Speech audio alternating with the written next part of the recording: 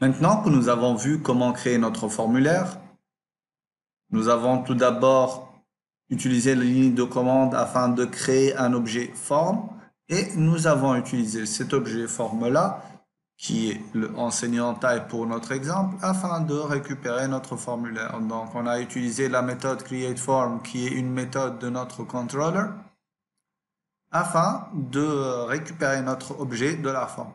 Sauf que là, on a un objet de la forme. Ce qu'on veut faire, c'est qu'on veut afficher cet objet-là sous format HTML. On veut notre formulaire avec la balise forme, tout ça.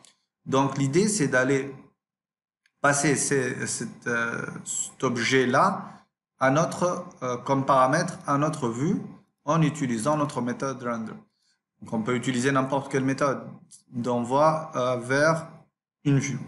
Donc, ce que je vais aller faire, c'est que je vais aller au niveau de mes ressources, views, suivre le même raisonnement. Je vais avoir un new directory, je vais l'appeler enseignant. Dans cet enseignant-là, je vais avoir un new file que je vais appeler add.html.twig. Désolé, twig, voilà. Ensuite, au niveau de ce twig-là, je vais faire un extend, donc je ne vais pas trop m'attarder ici. Je vais récupérer tout ça et je vais modifier ce qu'il y a à modifier. Je vais copier ça. Donc, on veut étendre de notre fichier base.html.twig. N'oubliez pas la nouvelle nomination. Ensuite, ça, c'est, je vais dire, ajouter enseignant. Voilà. Et ici, dans le bloc body, je vais rien mettre. Et donc là, au niveau de cette vue-là, on va récupérer notre formulaire. Donc j'ai déjà la vue, c'est bon, il n'y a pas de souci. Donc ici, je vais lui dire, je veux que ça soit au niveau de mon app bundle, sans mettre le mot-clé bundle, slash enseignant, slash add.html.twig, la vue que je viens de créer. Ensuite, voilà, je vais garder ça et je vais lui dire, voilà, là c'est plus ordonné. Maintenant, je vais lui dire, tu vas m'envoyer mon formulaire. Donc, je vais appeler form. Et je veux que mon formulaire, ça soit un objet de type $form. Je vais exécuter cette action-là, il va me retourner une erreur. D'accord? Ici, au niveau de mon contrôleur, je vais la noter de sorte que notre route elle soit préfixée par slash enseignant. Voilà. Enseignant. Et là, j'ai un slash add. Voilà, je vais enlever ça. C'est bon, c'est bon, c'est bon. OK. Et donc là, je vais lui dire de m'afficher la variable forme. En fait, on va lui dire forme de forme.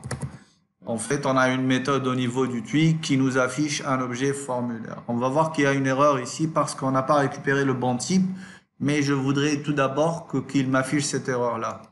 Donc là, sincèrement, je n'ai aucun besoin de ça, rien, ça non plus, c'est tout. D'accord. Maintenant, je dois aller exécuter cette action-là. Donc, je vais aller lui dire que je vais accéder à mon localhost, slash first project, web app, etc. Ensuite, c'est slash enseignant, slash add. Voilà. Normalement, c'est cette route-là. Et là, il devrait m'afficher mon erreur.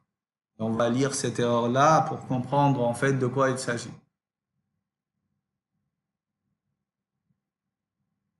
Là, il est en train de chercher puisque c'est une nouvelle route. Ah, route not found. Donc, enseignant slash add.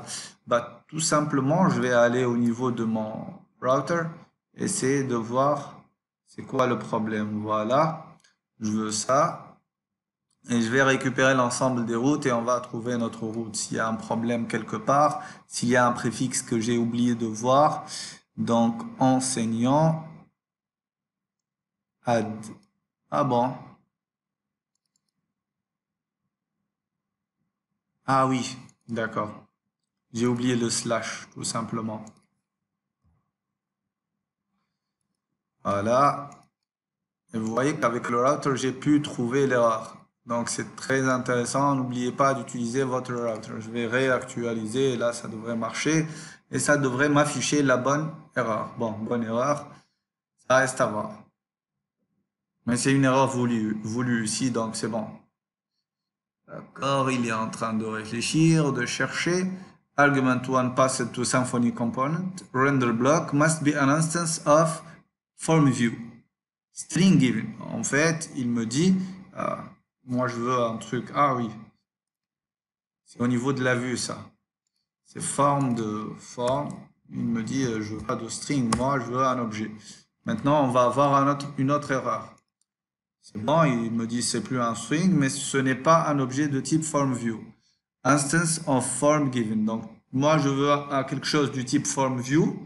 Et toi, tu es en train de me donner une instance de type form. Ça va pas. Donc, ce qu'il y a à corriger, c'est qu'au niveau ici, on va lui dire, bah, ok, tu vas me faire un create view qui va nous retourner quelque chose de type formView. Vous voyez? Et donc là, si j'actualise, on devrait avoir notre formulaire. Voilà. Et donc, ici, on voit qu'on a un nom, un CIN, une section, un cours. Il a compris que c'était un objet one to many, donc on pouvait avoir plusieurs cours et une section. Voilà. Donc, si c'est une liste à choix simple, hein, c'est pas un choix multiple. Par contre, celle-là, c'est une liste à choix multiple parce qu'on peut avoir plusieurs sections. Et donc, tout ça, il l'a fait tout seul. Donc, on remarque ici qu'il manque le bouton. Bon, vous voyez, c'est parce que tout simplement, on n'a pas mis de bouton. Donc, je peux aller directement au niveau de mon enseignant type. Et là, je vais faire quelque chose qu'on verra plus en détail après. Je vais lui dire de m'ajouter add. Voilà. Et ça va être envoyé, par exemple. Et je veux que ça soit du type submit type, voilà, qui est un form de la classe form extension, etc. Et 4.class, ok. Donc si j'actualise, je vais avoir mon petit bouton ici qu'on va utiliser pour envoyer le formulaire. Et si je vais inspecter donc mon code, on va remarquer que tout simplement au niveau, voilà, je vais inspecter cet élément-là. Où est cet élément-là?